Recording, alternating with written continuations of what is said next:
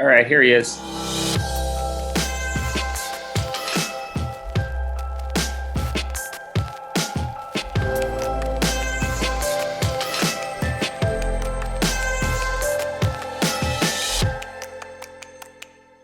So you like short jokes because if one doesn't hit, you can leap to the next one. You feel like if you get into a story and it's not working, you're kind of trapped. True, because you're taking them to a climax, and if it's the climax and it doesn't fulfill, now it's down. And if you got long jokes, you got to try to build it back up again. You know what I mean? And you got to understand with my people, our people, we attention span is very short. So if you got long jokes, man, you can lose them. But see, what I'm thinking is I'm a runaway train. So I'm on it. I'm going to run you over. I'm going to blow you down. I'm going to maul you. So if the first one gets you, then I'm hitting you with a second one, and I'm hitting you. I'm earning problem. I'm overwhelming you. So even if you miss the first one, and that didn't get you, you then caught back on the second one, and you're on the train. But if I sit here with this elongated joke and going on, it's easy for people to just jump off. Is it harder to make Black people laugh? Is it a harder audience to work? No, you just got to be relatable. Yeah. What happens? One thing about comedy, I hope. People would notice this.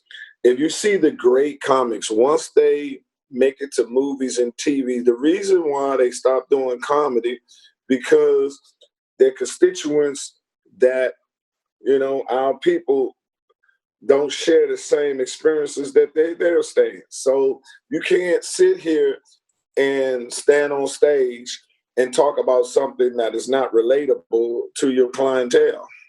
You living in a 1% house on a private jet, and your constituents spending their last $100 on their credit card to come see you perform. You have to be relatable. Even in your voice, the quality of your voice, there's something relatable. It's very Black. It reminds me of, my uncle at the cookout or what have you. And just right there, I start to know as Black audience, like, yeah, he's one of us. Yeah. Because I stay, and this is funny, I never told nobody, is I always stay where if this shit don't work out no more, I'm already good. So if it ever fall, man, I used to always tell my kids, man, your father's always just gonna stay at the kitchen table level. He's never going to be up in the cabin. They say, what is it? Because if I fall, I'm still that close to the floor where the rest of my people at. So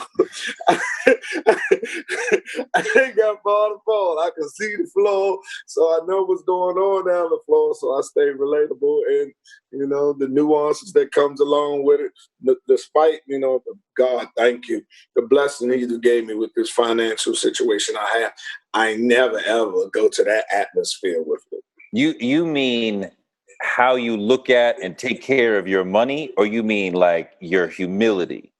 My humility. You don't look at yourself as a star. No, I'm not special. What I do is special. And I tell all my friends you ain't special. The only person that was special is Jesus. And I can never understand how you even allow yourself to fall into that trap of feeling you were special. Because if you were special, you wouldn't have to prove who you are. You had to prove you was this. You had to prove that you was a great comic. Only person that didn't have to prove who they were just on birth was Jesus. People came, just heard his birth came. Ain't nobody come when your mother was in the maternity ward and say, a great comedian is about to come out here, he's going to change the world and everything, the 3 keys and everything, all other comedians are right there around your mama. He's about to come out right now. You didn't get that. You had to get on there, prove your 5 minutes, 6 minutes. People told you wasn't there. So, where do you get this attitude to believe that you're special? Now, what you do is special, but who you are is not special. Who you are is not special. That's who you are when you get off stage. But when you get on stage, you have a certain mindset, just like Jordan or Aaron Pryor has a certain mindset when they step on the court or in the ring or what have you. So what is the mindset when you're about to go to work? Mine is to just demolish the crowd, just run them over. Just run them over with pure content, the quickness of the content. I like to compact my content, that unnecessary words are not used. Get to the point, straight line A to B, and on to it, and just accumulate them with more content than any other comedian has, and the quality of the content. You talk about the economy of language, right? And Seinfeld talks about that a lot, about removing all the needless words. Exactly. He's right? a master at it. Yeah. How do you do that? How do you make sure that you're only using exactly what you need? I haven't achieved that because I don't write like he does. He writes. So I got a friend like Don DC Curry. He might take a week or 2 weeks just to get the joke perfect. I don't have that system. It's a blessing and a curse. I'm manufactured right there, baby, the way it is. So if you come see me tonight, the show is not going to be the same tomorrow. Now, because I just see, it's what I tell people when they come to me. My jokes is a truth that gravitates to a lie. You didn't fight, the dude got beat up. That's all everybody know. By the time they got to Detroit, man, he got beat up, he stumped on the ground, and he dragged them all the way back downstairs and did all that. I add everything to the truth. Now, the truth, he did get his ass whooped, but all the extra stuff I put onto it, and that's what makes my jokes what it is. What do you do when? What do you do when somebody leaps out of pocket, when a heckler starts coming at you? I got a good reputation. They know who and who not to do it with, So, and plus, my crowd, my constituents, my clientele, they come to see me, if they wants to hear what I have to say. Man, you might have people that want to be a part of the show, but that's very rarely. When was the last time or the last memorable time somebody tried to, talk back too much and you had to put them in their place? Oh, white lady in Ohio. She was poignant. She felt she had to white away. And and I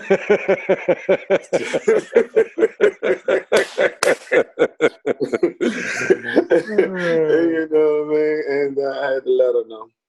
What'd you say? What did you say?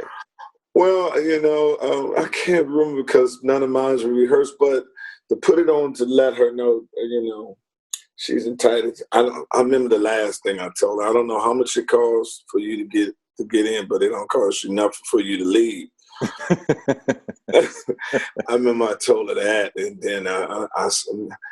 then I say, I could see why your husband just went to the store one day and never came back.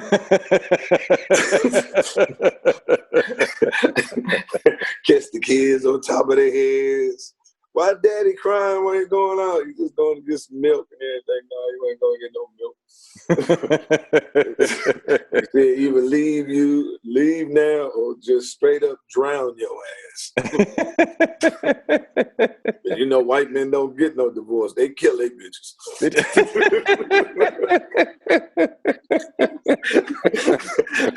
You trying to take half of my stuff? We going fishing. Get your coat. Get in the boat. Oh, it's happened too many times. It. When you were coming up, were you the funny one, or did you learn this? No, this was just the best decision that day. I have brothers that's funny than me. I just got into this, and then nothing else came along since. I knew I was going to be successful in something, but I never had no inkling it'd be in the comedy entertainment. So I ask everybody, what is your superpower? What is the thing that you do better than other people that has allowed you to have the success that you've had? Oh, my logic, my point of view, my logic, how I can compartmentalize a situation in a small area and see it better than anybody else in the world, and able to articulate it with very few words in a comical sense. You know what I mean? And it carves power. Like one of my best jokes, like back when the OJ trial, and it was still one of my favorites. And everybody just looking at it, it was different. But no one said, how did OJ kill two people with one knife? What was the other one doing when he stabbed the first one? and then I bring it back to us. He could only do that to white people because you can't kill two black people with one knife. If it was the man first, if he would have killed the woman first, told you, OJ, that motherfucking woman wasn't no good. I was just coming over here and slapping off, man. You should have been dead there. And if he would have killed the man first, instead of the woman, she like, OJ, that's you in them bushes. I ain't even know that was you. Come on in here. Let me cook you something to eat. You still like cheese with your eggs? Let's get back together. There is no way to kill two black people with one knife. I was on that mindset the other night. I was at one of the protests, and I saw some other people across the street running. And I was like, I don't see what they're running from, but I need to go. Right. I need to figure out what they're running from to decide I need to run. They're running, so that means I need to keep it moving. True that. And we see one person run, and we'll keep running till everybody stops, and everybody asks the same question. What we running for? What was it? Run first, ask later. And we huddle at the bench. Nobody know why we ran. Then one person, he had a gun. Oh, okay. Okay.